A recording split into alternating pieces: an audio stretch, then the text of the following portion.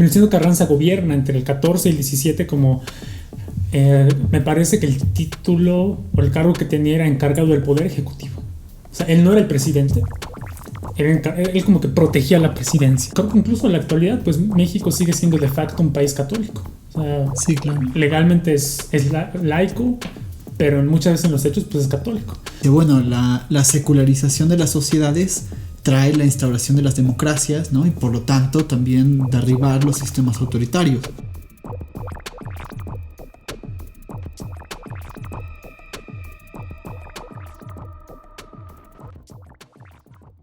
Bienvenido, Paco, a este Gracias. nuevo video del podcast Parresia. Para mí es un gusto que estés por aquí. Ya habíamos estado hablando como de algunas cuestiones relacionadas con la Revolución Mexicana. Pasamos de Porfirio Díaz a Madero, después al gobierno de Victoria Huerta. Carranza. Un poquito de la Constitución también. Un poco de todo. Los conflictos, las rebeliones, el contexto de ese siglo, del siglo XIX. Y si lo piensas, básicamente hemos dado un pincelazo a toda América. Hablamos Estados Unidos, Mercosur. Entonces ha estado bastante enriquecedor esta conversación.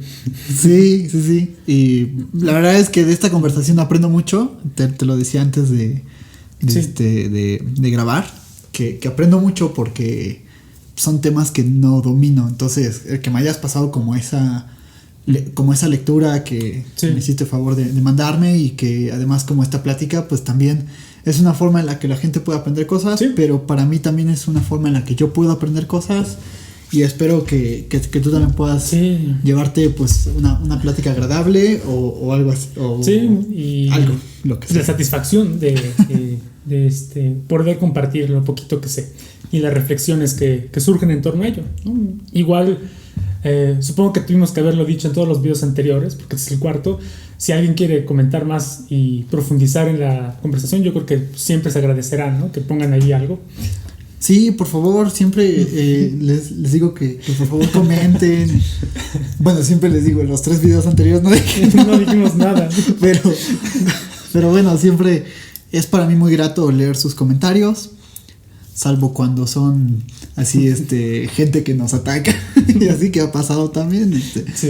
Pero no, cuando son comentarios así, pues que nos dicen qué piensan, qué opinan, cómo ven, pues de lo que sea, ¿no? De cómo se está grabando o de lo que piensan, ¿no?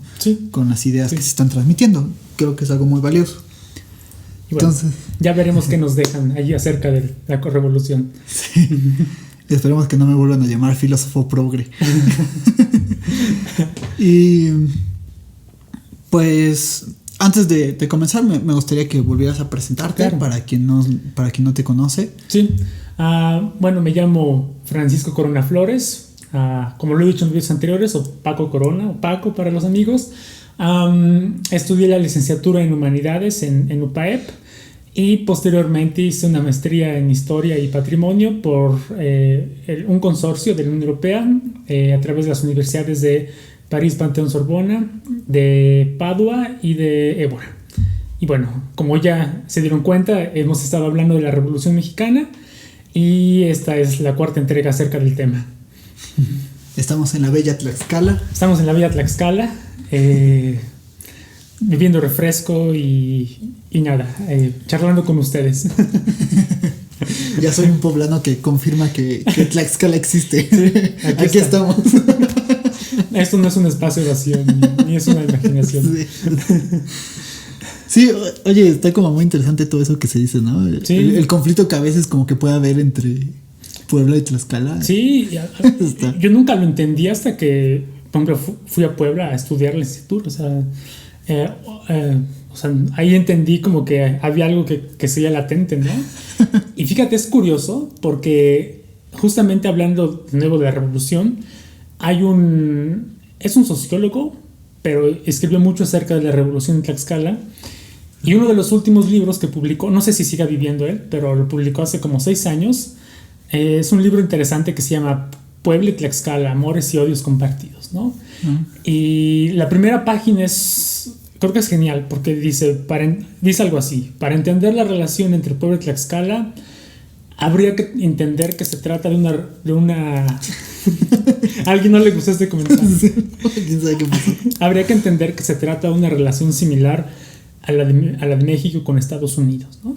Y dice que es similar por la asimetría de los tamaños. O sea, él hace un símil de que Tlaxcala sería México y Puebla Estados Unidos, ¿no? O sea, uno es más grande, tiene más población, es económicamente más potente, y de cierta forma pues también está este como conflicto latente, ¿no? De que como, bueno, no sé si sepan, pero si no saben, durante varios momentos del periodo virreinal, e incluso todavía durante el siglo XIX, pues Puebla intentó anexionar a Tlaxcala, ¿no? De cierta forma un poco similar como en el siglo XIX Estados Unidos intenta anexionar México, partes de México, y al final lo logra.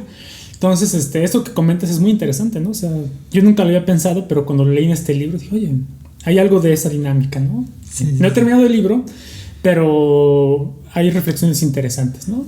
Y si se preguntan, el historiador se llama Raymond Bube. Su libro lo encuentran en Profética y creo que cuesta 100 pesos. Entonces, para quien quiera profundizar más sobre el tema. Ojo, a mí me encanta Tlaxcala. Todo lo digo como en son de broma, ¿no? Pero sí, qué interesante todo esto que sí mencionas, ¿no? Y que también en la revolución había como un cierto papel de Puebla y Tlaxcala muy menor, pero que sí había, ¿no? Sí, a mí me llama la atención porque creo que generalmente, como les decía, en ese momento el país todavía era como muy regionalizado, y el valle Tlaxcala-Puebla pues siempre como que lo que ocurría allí tenía cierta consonancia, ¿no? Hay un libro que lo tengo aquí que se llama, no tiene portada porque es muy viejo, es del 43, pues me Puebla y Tlaxcala en los días de la revolución. El autor es Porfirio del Castillo, un revolucionario, y está interesante porque es un revolucionario poblano de Tepeji, y está interesante porque pues narra cómo se va desarrollando la guerra en toda la región, ¿no? Y él incluso, por ejemplo, él seguía mucho a Carranza, o sea, él era un carrancista de corazón, y te permite ver cómo era la idea que los carrancistas tenían de los zapatistas, ¿no? O sea, a los zapatistas los ven un poco como en esa región, como que se leía como que pensaban que estaban del lado incorrecto de la historia, ¿no? Y al menos esa es la visión de Del Castillo. Y en algún punto es interesante porque él, siendo poblano, en 1915, cuando comentamos que la guerra se recrudece, pues en Tlaxcala de repente no hay gobierno, ¿no? Y Venustiano Carranza, cuando viene a estas tierras en 1914, a Puebla y a Tlaxcala, nombra Del Castillo gobernador de Tlaxcala, ¿no? Entonces ahí narra cómo pues muchos no lo querían porque era poblano, ¿no? Y muchos tlaxcaltecas dicen, ¿cómo un poblano nos está gobernando, ¿no? Es gobernador aquí. Pero bueno, también en otras fuentes pues se dice que Del Castillo hizo un papel, ¿no? Pero también me pareció eso, ¿no? En el momento en que Tlaxcala tuvo un gobernador poblano. Qué miedo. Qué interesante. Sí. Una estampa para la historia allí. Y pues para retomar este hilo que llevábamos, ¿no? Porque ya empezamos a hablar de Tlaxcala y Puebla. Nos habíamos quedado como con Venustiano Carranza, ¿no? Y cómo había logrado más o menos consolidarse, ¿sí? Y como traer ciertas facciones, como tenerlas un poco armónicas, pero que al final de cuentas también tuvo como, o sea, fue sustituido, ¿no? Por Álvaro Obregón. Sí, eso creo que subsistía el miedo de la reelección. O sea,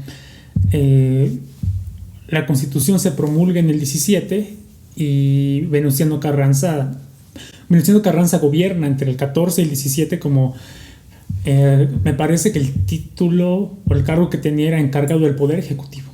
O sea, él no era el presidente, él como que protegía la presidencia, ¿no? O sea, y después se hacen elecciones y a partir del 16 me parece, ya es presidente, o sea, ya tiene la investidura, pero sin embargo vemos que que sigue estando latente el miedo entre la gente de la época a la reelección. O sea, y tal vez ahora no lo podemos entender, pero en ese momento pues hay que pensar que vienen de un régimen que estuvo que se religió, ¿no? Varias ocasiones. Y se cree que Venustiano Carranza, pues, cuando termine su periodo, va a querer reelegirse, ¿no? Entonces, ahí creo que se conjuga este miedo y el hecho de que Álvaro Obregón, que es uno de sus generales, hay que recordar que cuando Venustiano Carranza se levanta en armas en 1913, pues empieza a traer diversas gentes del todo el norte del país, ¿no? En torno a su figura.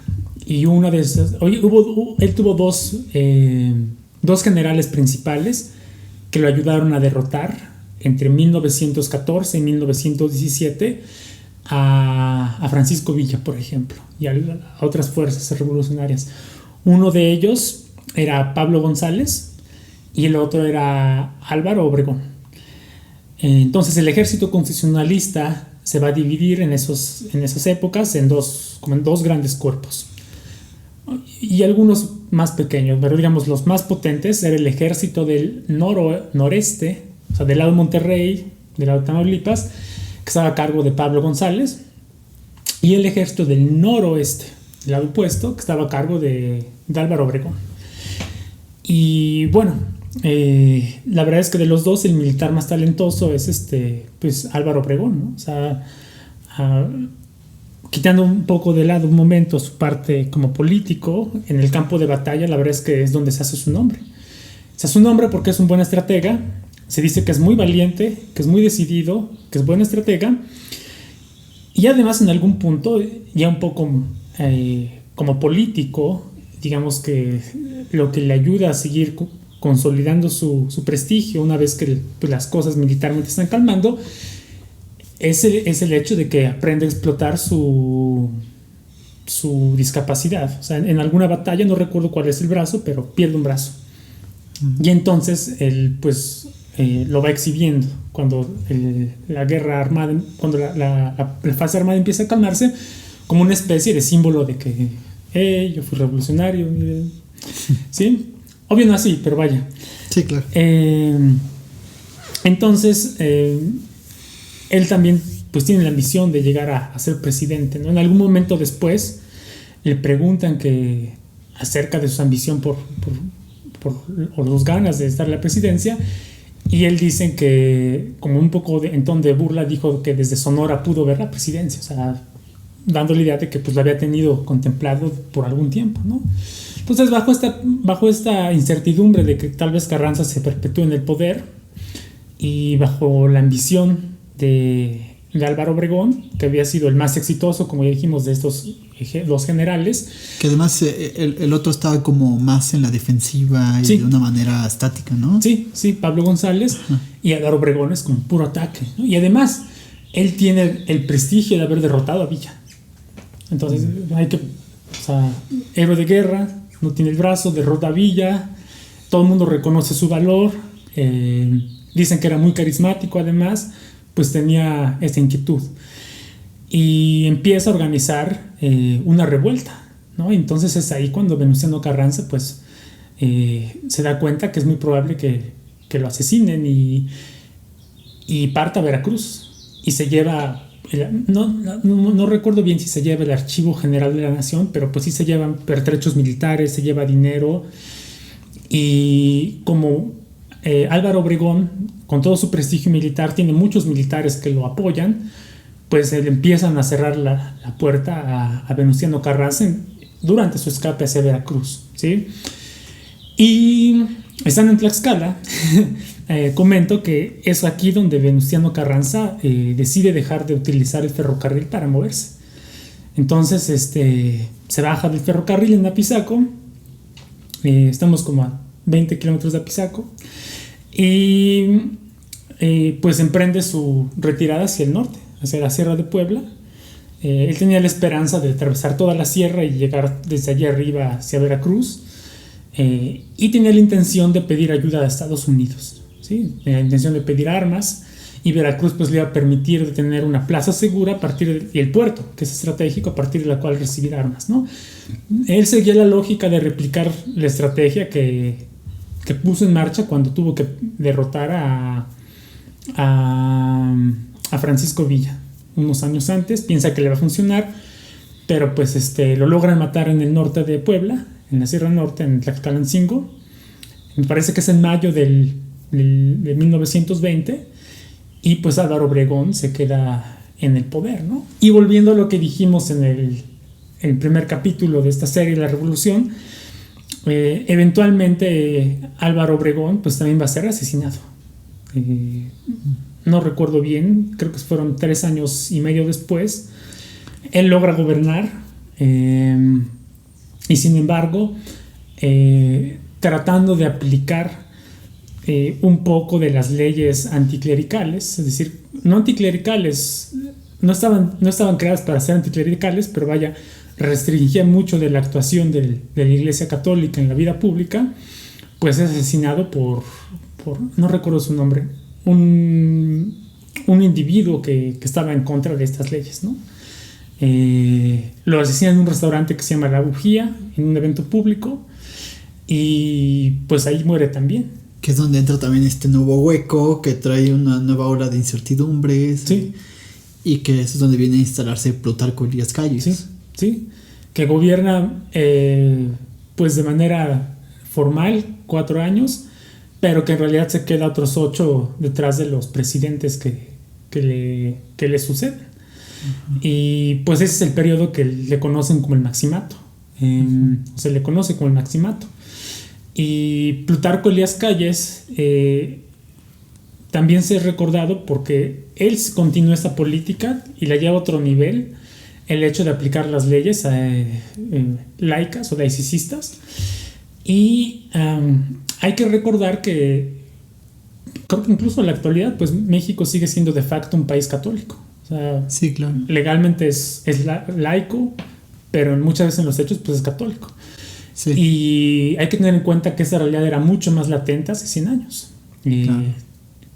Y sobre todo en ciertas áreas del país. Entonces, esas políticas que él piensa, digamos, poner en marcha o seguir de manera cabal, pues generan que en ciertas regiones haya descontento. Y ahí es donde se inserta esto que se conoce también como la cristiada, que es principalmente, me parece que en los altos de Jalisco, en algunas regiones de Guanajuato, de Michoacán y de San Luis Potosí. Y no quiero reducirlo, pero vaya, si tuviera que decirse brevemente algo de ellas, pues sería que muchas de estas poblaciones sintieron que se les estaba vulnerando, ¿no? Como una parte muy fundamental para ellos, que era, por ejemplo, ir a misa. Porque muchos templos se cerraron, muchos sacerdotes pues se expulsaron, muchos de estos grupos en consecuencia intentaron volver a levantarse en armas para poder hacer frente a eso que el gobierno nacional estaba haciendo, y pues empezaron a haber conflictos en estas regiones. Y la verdad es que Calles pues allí demostró tal vez lo que se podría decir su parte más fría, porque la verdad es que asesinó a mucha gente a sangre fría, ¿no? Digamos que ya repetí frío, esa es su parte más cruda, no simplemente, pero vaya, él no estaba de acuerdo con que ciertas prácticas se llevaran a cabo. O sea, se caracterizó principalmente por los conflictos que tuvo con la Iglesia Católica. Sí. Y por ser como la sombra detrás de los presidentes. Sí. De después. Sí. Y eso se termina rompiendo con... se me olvida su nombre.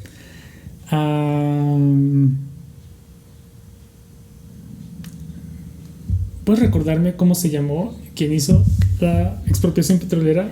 Tengo su rostro aquí, pero Cárdenas. Sí, te voy a fallar. Con Cárdenas, porque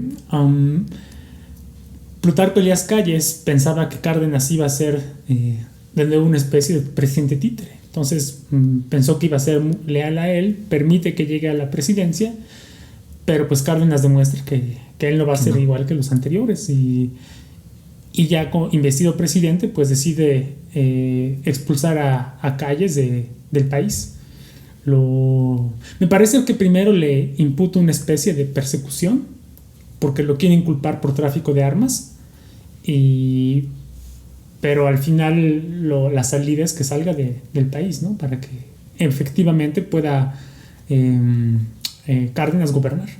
Y era un movimiento que nadie se esperaba, ¿no? Porque hasta ese momento Cárdenas había sido un militar pues como muy, muy leal a sus superiores. Y pues nadie se esperaba que, digamos, se tratara de vulnerar a la sombra detrás de la presidencia. ¿Y qué fue lo que hizo que no quisiera obedecerlo, que no quisiera seguir bajo su sombra? La verdad, ahí lo desconozco. Me imagino que él tenía sus razones muy personales. Y yo creo que fue eso. Yo creo que fue el que tenía alguna convicción en particular. Sí. Y ahí es, por ejemplo, volviendo al primer video, comentaba que a veces la revolución depende cómo a quien consultes, la va a dividir de una forma distinta, ¿no? O sea, hay personas o historiadores, investigadores que dividen la revolución y la hacen comprender solo de 1910 a 1920, pero hay muchos otros que dicen que duró de 1910 a 40, que incluyendo como todo este periodo de militares que siguieron en el poder, porque Cárdenas era militar, Plutarco Elías Calles era militar, Obregón militar, ¿no? Y en la historia política muchos a la transición después de Cárdenas le hacen le llaman como el periodo ya no de los generales sino de los licenciados, porque poco a poco empieza a transitarse a un ámbito civil en que ya no son más militares los que manejan el poder o que ocupan la presidencia. Sí, porque yo veía que algo que se jugaba es como esta transición también democrática, pero que no terminaba de ser democrática porque siempre caía como en cierto autoritarismo, ¿no? Sí. Por ejemplo, me hacía recordar una lectura de Norbert Lechner que dice, bueno, la secularización de las sociedades trae la instauración de las democracias, ¿no? Y por lo tanto también derribar los sistemas autoritarios. Y uno podría pensar, bueno, Plutarco Elías Calles pues hacía como buscaba hacer a los estados laicos, ¿no? Y así. Sin embargo, seguíamos viviendo en un régimen autoritario y no llegábamos como tal a hacer una democracia, ¿no? Y yo me pregunto como si actualmente vivimos verdaderamente una democracia, ¿no? O si es una democracia aparente, como hay algunos autores que lo mencionan, ¿no? Al igual que lo laico, ¿no? Sí. O sea, América Latina no... O sea, todavía no. Y de nuevo, supongo que parte de eso tiene que ver con que somos naciones nuevas. O sea, quizás tendríamos que ver que de cierta forma somos dueñas de nuestro destino desde hace unos 200 años globalmente, ¿no? Y creo que en términos de procesos que tienen que ocurrir para llegar a ciertos puntos, tal vez como una democracia plena, como el ser más laicos, pues no hemos pasado por mucho del camino que hay que discurrir para llegar a ello, ¿no? Tal vez el que más podría ayudar sería la educación, ¿no? Aunque suene cliché, ¿no? Pero pues me parece que cuando alguien se educa, pues tiene más propensión a resolver sus problemas de una forma tal vez un poco más razonable que tal vez recurren a la violencia, ¿no? Tal vez ahorita, no solo por eso, por otras muchas cosas, pero ya no sería pensable que haríamos una revolución, ¿no? O sea, se buscaría tal vez otras alternativas. Sí, claro, porque también pienso como lo que decías, creo que lo dijiste en los videos, o no sé si lo dijiste como fuera de cámaras, que a veces hay gente que dice, bueno, hagamos la revolución, y sí, o sea, wow, espérate, así es que no fue nada linda la revolución, sí, o sea, sí, fue conflictiva, hubo muchísima muerte, o sea, yo, como decías en un video, pues se trata como de, y aquí todos se murieron, ¿no? O sea, todos. O sea, nadie quedó vivo, o sea, de los revolucionarios todos perdieron la vida al tratar de hacer algo, ¿no? Hacer algo, por ejemplo, en el caso de Zapata, pero también de ocupar el poder, porque sí, como en el caso tal vez de Obregón. Y bueno, era algo que había que hacer aún así, ¿no? Y tal vez había que agradecerle su sacrificio. Porque se jugaron todo. Ajá, eso también quería preguntarte, ¿no? A veces pensamos como... Digo, en el colectivo, ¿no? En el inconsciente colectivo, como le queríamos llamar, como que se suele pensar esta cuestión de héroes o villanos, ¿no? O sea, ¿tú qué opinión tienes con respecto a ello? Híjole, como comentaba en una parte, creo que habría que ver a los actores históricos en su contexto y habría que tratar de ver no solo habría que tratar de entender no solo lo que hicieron, sino también por qué lo hicieron, para poder dimensionar mejor los fundamentos de esas acciones. Por ejemplo, volviendo a este revolucionario muy famoso que te comentaba, que es de Tlaxcala, a Domingo Arenas, él tendía a ser aliado de Zapata, pero al final Zapata lo manda a matar, ¿no? Y lo degollan y lo dejan colgado. Y dice, oye, pero qué medida tan sanguinaria, ¿no? Pero luego si te pones a investigar por qué lo hizo, es porque pues Domingo Arenas, entre otras cosas, pues varias veces se cambió de bando, ¿no? A veces fue aliado de Carranza, a veces Zapata, entonces, bueno, no lo justificas, pero puedes llegar a comprender qué pasó. Y creo que así podemos hacer con todos. Creo que así podemos y con el mismo Porfirio Díaz, ¿no? O sea, tratar de dimensionar por qué hizo eso, ¿no? Tal vez con Obregón, ahí no conozco muy bien a su historia personal, pero no sé si alguien ya haya escrito su biografía, pero bueno, si alguien la ha escrito ya, pues se podría consultar y tratar de ver esa dimensión. Sí, también yo lo que veo es como siempre por detrás una búsqueda por el poder, ¿no? Por mantenerse ahí, obtener los beneficios y todo esto, que también se sustenta bajo una lucha, digamos, moral e ideológica, donde yo planteo lo que es bueno para el país y todos los demás son como rebeldes, ¿no? Que son adversarios.